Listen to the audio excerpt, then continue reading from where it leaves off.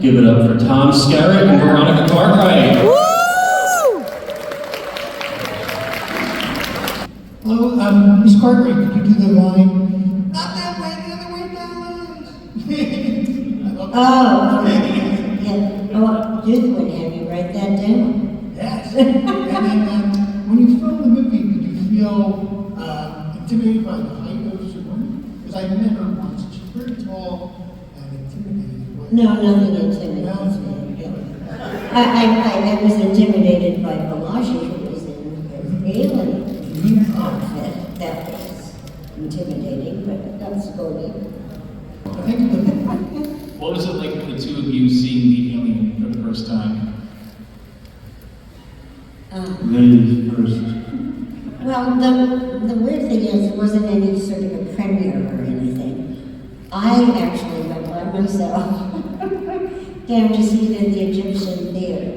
And it was fascinating when it got to the chest bursting scene. Several people stood up and left the theater because I guess it was just something that had never been seen before. And they finally did some press stuff, and they asked me how it was to have the tail underneath my legs when I'm being whatever I was being. And I said, I'm so angry because we never shot my ending. I said, well, why don't you ask Harry Dean? Because those were his legs, and they washed out his pants. And now through the whole movie, I wear cowboy boots. And when that tail went under, that was Harry Dean's legs and wearing sneakers. So I was a little PO'd. So we never did shoot my ending, and they brought me in a couple of weeks later after doing other stuff, and they hung me up on a meat hook with blood dripping down my leg, so I guess something happened to me. And so, I don't know.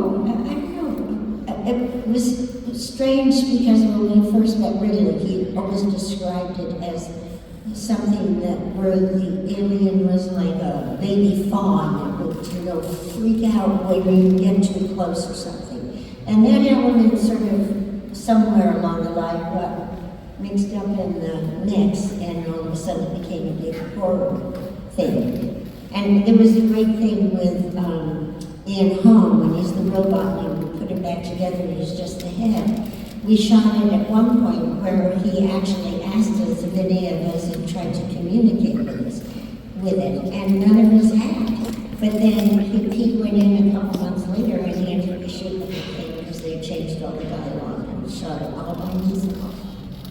So, what about you, Tom? What was your first experience? She's sitting right next to me, and it's hard for me to doesn't hear too well. And so that's why I'm getting asked that. What was your first experience of seeing the movie for yourself? And that? Yes, that movie. Oh God, I'm so busy learning our director, who was actually an artist before, where he would draw sketches and books and scenes that we wanted to see, which is what he did at his books. I'm sorry to go off on it. He was so interesting. Shows me his book, it's got these little squares and it's got some kind of cartoon in it, which was really the scenes he was shooting for the film. So overall, it was just following him around and working with some damn great actors, walking with him and learning his approach to that. He was visual, very visual. Didn't direct actors, which actors don't really need ordinarily to know what they're doing. However, he was just so fixated that he got, this is the area I like to talk about, I think what he did, rather than a specific scene, because that's just how all they were extraordinary. But how did you feel when you saw it for the very first time? Was it completely? I'm sorry. I go off to my favorite part, no matter what anyone asks, so it's okay. But really was quite a director, and that's really what I did, was follow him and watch the magic of this lady in particular, but all of them. That thing that scares you the most is the thing you see least. but you know it's somewhere out there. So overall, the film itself is everything we thought it was going to be. As we talked halfway through that film and said, this is going to be a classic. So it was. It is still, and that's about it. Is there anything else to say? I love you now. I think we went through that once. Yes, we did. What was the film again that you recommended? So you can tell everybody else. It was in a movie about fish, you were telling me. Oh, River Runs Through It. Yes. And you can tell everybody. He's going to have it similar to what Daddy did. The dad I played anyway. In a River Runs Through It. Yeah, that actually is my favorite film. How the levels it goes to in us. That's significant. We don't know it all the time, but it was a great one. Thank you both, and Veronica, thank you for moderating. I'm sure nobody ever asks you guys about this, but can you expand on the chest first scene? I've heard that a lot of the actors were not aware that was going to happen because he wanted a real reaction. So, Well, we'd all read the script, so we knew that there was going to be something. We just had no idea exactly how it was going to be enacted.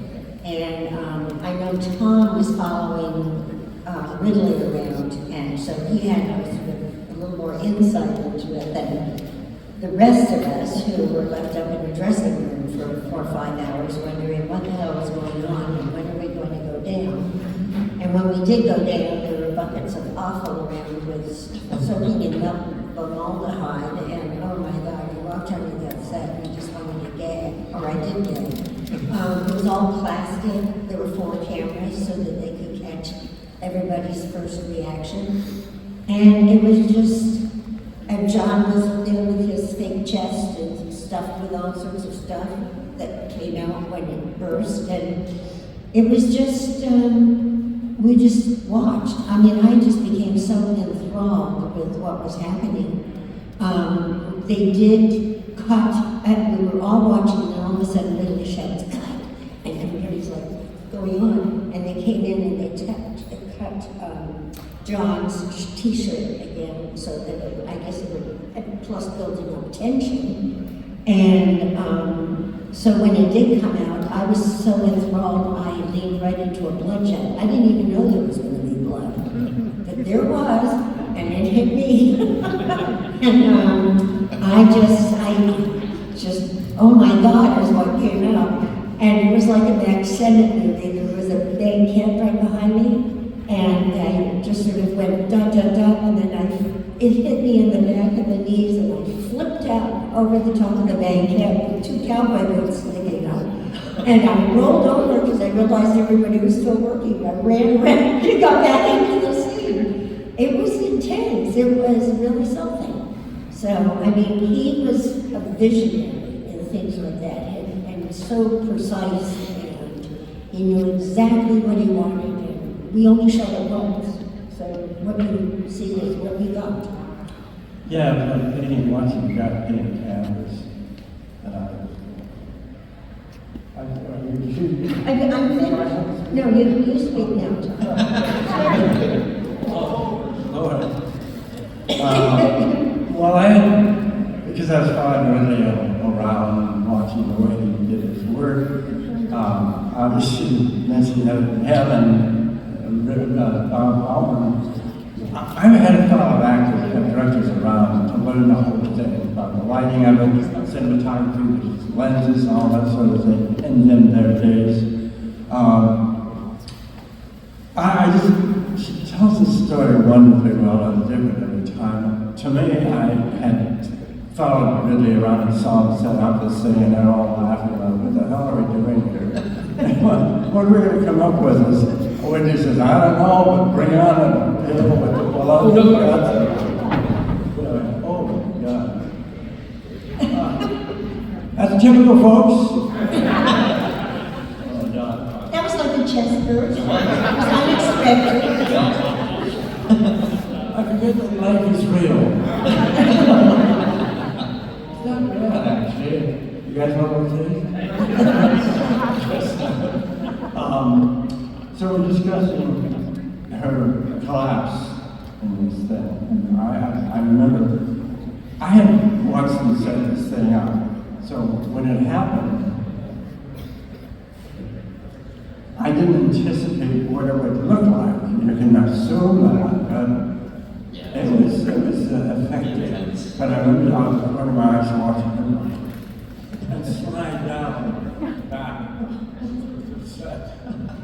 And she was stunned. True. But her work as an actor has always been, thank you very much. And so all of you.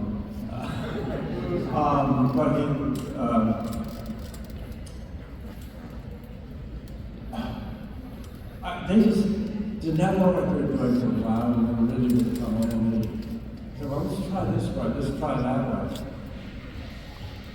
And I had no idea what I would feel, you know, not as quite different from the seat being on the wall and a photograph.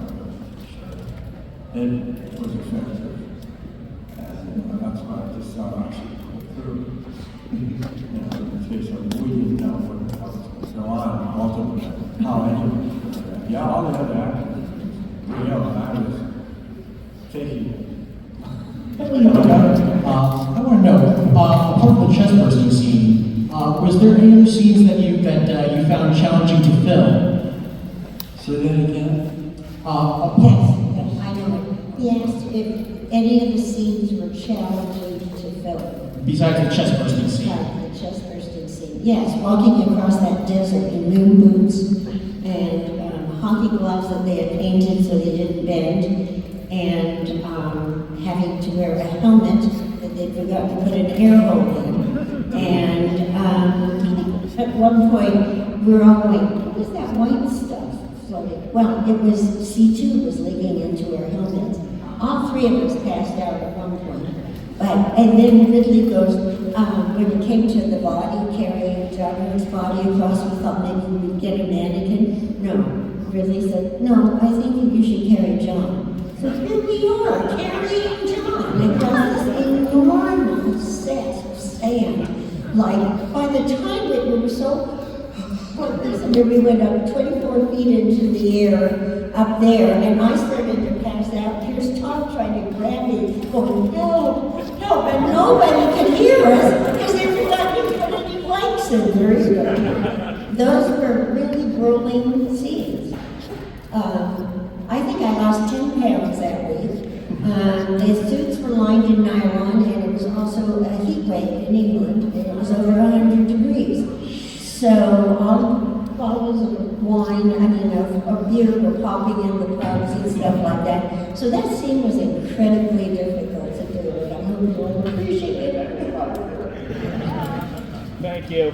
Yeah. Well, then the whole birth of that, I'm going on, not a bunch of questions, not an answer necessarily, but the whole thing was remarkable how it came to be, because I wish they had come to me as no director, and money was maybe $2 million. And the first thing you say when you film like that, you think of money for if it's going to be $1 million or $2 million, fine. I don't know, directors or anything else. And I'm thinking, well, this is budget for the worst director in the world, and Hollywood was Ed Wood. He made everything on strings. You could see him in the were all movies he loved it. But that was what I thought at that point. Everything filled in after that. Because there were Yeah, because they saw about 20 minutes worth of footage and they realized they had something kind of special, so they sunk it. I mean, the whole movie was shot for like $18 million, but you could not do that these days. I mean, one actor's salary might be that, you know what I mean? So,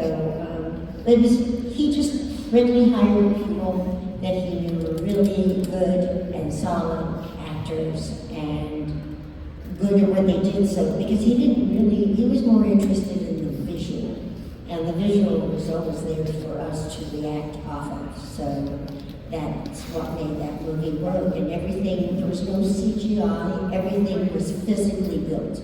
And we took over all Shepperton studios. So one set was just the desert and in front of the ship.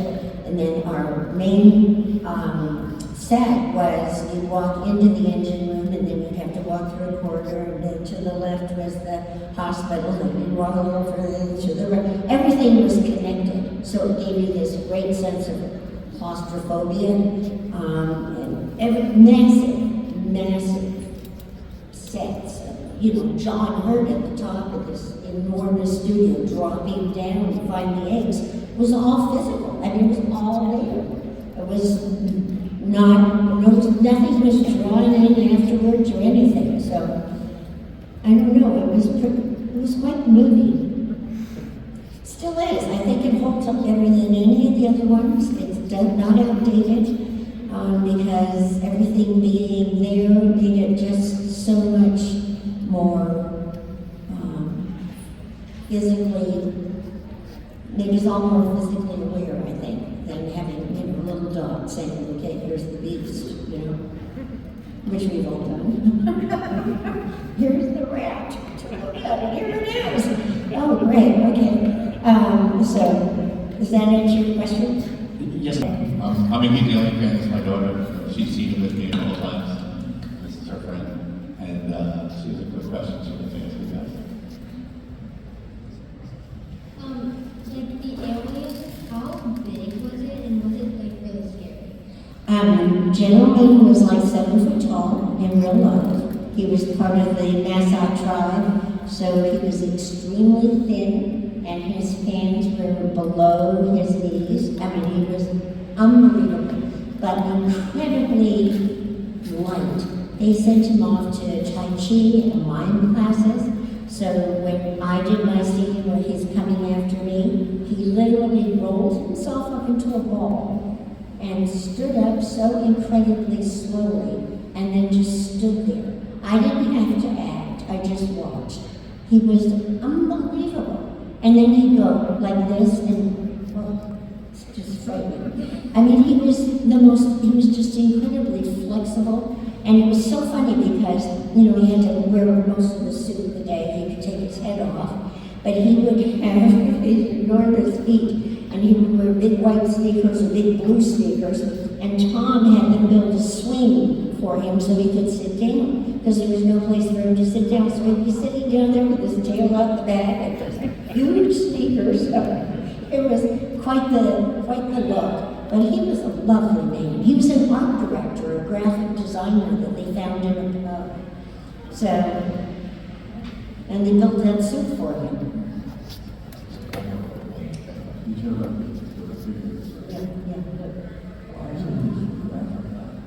Yeah, he was a Maasai tribe.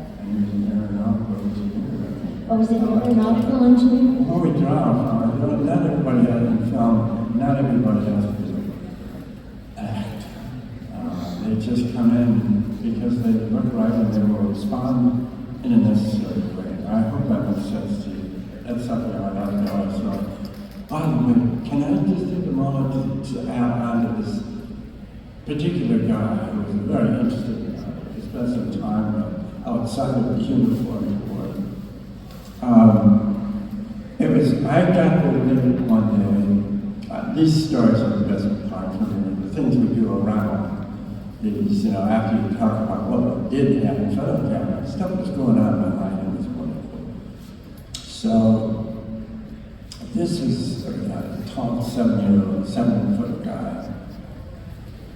And he's got the outfit, and he come walking out of the stage. I had just driven up in the car, get out of the car, and I see this old guy, this big, tall chap, with the 5-foot clothes person would get to take care of their clothes, the dresser, walking out, talking about the British and finances and how they were working. These two, not just nice, talking to this lovely lady who was taking care of our clothing and costumes, looking up, talking about her argument on a fiscal issue, and walking on by. and he's got a hat off, of course, and because you never shoot your feet. He had green tennis shoes on with a pink shoulder center. These are the ones you cannot lose, and I won't go on, but there were other things I saw that were just, wow, one-liners that I wish I could have quoted. Anyway, that's the humor you bring up when you're making a movie like that, is you have to have some laughter, and we had one of them. Yeah, there was, some of it was good laughs. Not on film. That's kind of her. Is that what your question is? Yeah. What was your question? What were some like funny things that happened on the set? Well, funny things that happened on the set. I don't know. Were there any funny things happening on the set? Funny things. Well, this is probably, I shouldn't be telling you this, but John Hurt had, he drank quite a bit. And he had his wine in Perrier bottle that was in the refrigerator, big Perrier bottle. And one day one of the producers comes down to the set and he goes and he reaches for the Perrier and he said, "No, that's John's water." I mean, by the time when we did the walking across the desert, you couldn't even see John's face, the perspiration that was coming off. They had to have a nurse at the end giving him oxygen. But it was a lot of fun. I thought that was a good laugh. So, did you have any good laughs on the set? On the set, were there any good laughs for you? Good laugh? Yes. Well, the second one, if you don't mind, that I do recall. I have others, and I won't get into it. Okay. But I know we have more questions come along. Excuse me if you tell me stories, because they just tend to pop out. Well, first of all, I'm finally waking up with a nice cup of coffee, and I hope all of you get a cup of coffee later. It takes me a while, as an old guy, to come up and start putting words together that make sense. Remember that if your daddy gets old, like me, you want him to say something you can understand. Okay? All right, real quick. After eating lunch, we all came down from the set. Now, the set was enormous. Not that has anything to do with it, except that it was black hair all around, just everywhere. No lights. And the guy who's playing one of the two guys downstairs, Yavin Kodro, comes in, a wonderful guy, came in, and he studied at the old acting studio in New York. What was that? Oh, the actor studio? Yeah, actor studio. I can't remember the word actors, because they don't do that every day. Oddly enough. So, he comes in, he starts doing a exercise, workout, the way these actors are doing, yeah! And just get to where you have loaded yourself with energy. You haven't lost it, you got it now compacted, so you can go and do the scene. Well, there's two English workers up in front of me watching this going on. They're very quiet. And Jakob goes back in and says, "Look, set himself up inside the set. Now we're ready together." One Englishman in front of me, the rest of the other one says, "Isn't it crime being English?" Now that to me is very funny. This is how a very English person who's going into this actor's studio in New York City, behaving in that way. The British just know how to do it. So it was just funny to see the difference, and that's what I thought you might have to hear about. Hi.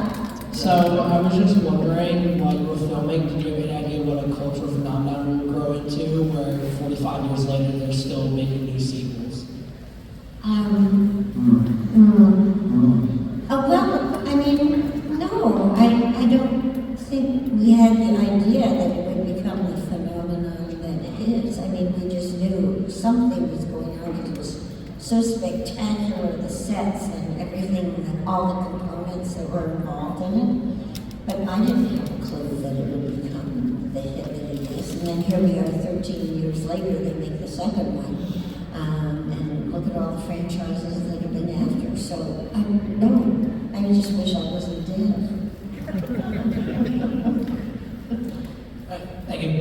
Thanks. I did have a non-alien question for both of you guys, if you don't mind. Just recently, the Wayans brothers announced they were coming back to the Scary Movie franchise. I did Scary Movie too. Yeah, could you talk a little bit about your time working with the Wayans brothers?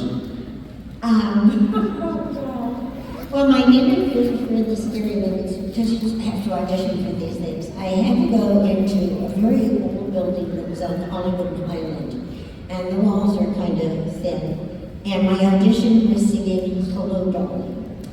And then they go, okay, can you make it bigger? And then I guess Damien was on the phone going something else, because they were sort of taping it. There must have been a connection there. He goes, he wants to see it bigger. Just do it way out. Here I am, well, at the top of my lungs going like that. I come in, and there is a UPS man standing there with his mouth agape, just like, oh my God, what is going on? I had all. Originally, it was supposed to, instead of Jimmy Woods, it was supposed to have been Marlon Brando that was playing that part. But then Marlon got sick, I guess, and then we ended up with Jimmy, which is great. And Jimmy's great.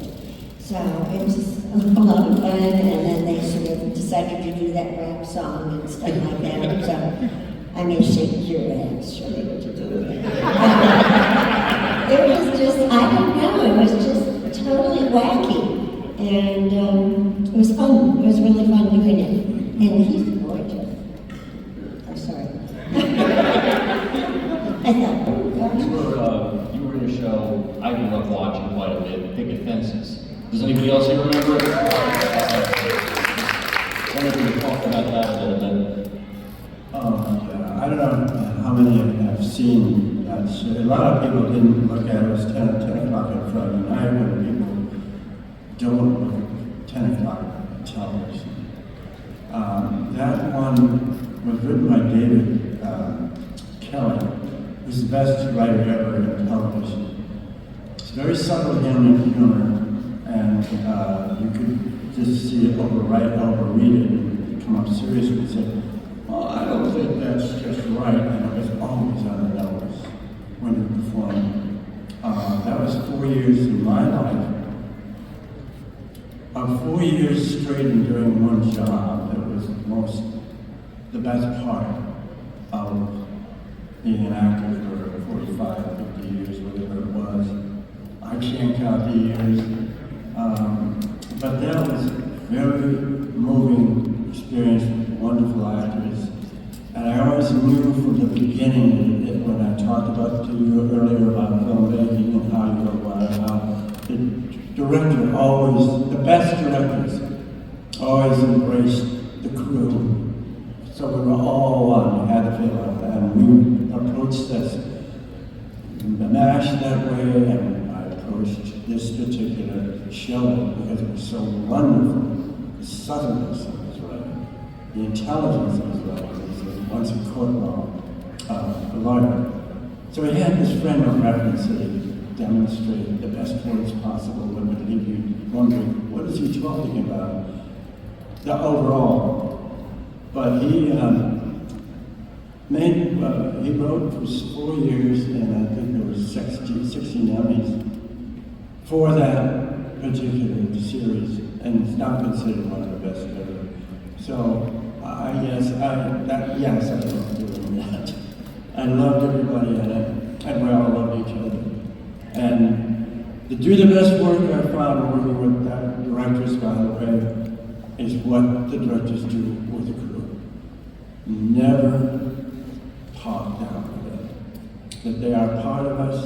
Everything you do creatively comes from the people that you're working with. That's the best. And I had to point that out to you. And hi, how are you doing? Wow. You got every word written down, right? I'm sure if I go on about that, but I think it's very important for you to know how important important that it is considered one of the great series. It was well done, and it never was really recognized as such except in professional area. So I think that's a good one. I did LA Law with he wrote LA Law, yeah. That's where he first came, actually. I was through LA Law, yeah. So I did, I was a running character, and so, yeah, the writing was wonderful. So, yeah. Any other questions? Not good one. Yes, excellent. Do you have any upcoming projects either of you want to promote? Sure. I am in the new Netflix series with Ted Danson. That starts November 21st, called The Man on the Inside. And it's just, the trailer's up, you can see the trailer, and it is about a man who's lost his wife, and his daughter wants him to do something, and he sees an ad in the paper to become a sort of a spy. So he goes down and answers the ad, and he becomes a spy in an older home for because somebody's stealing jewelry, and so he has to go in to find out who it is.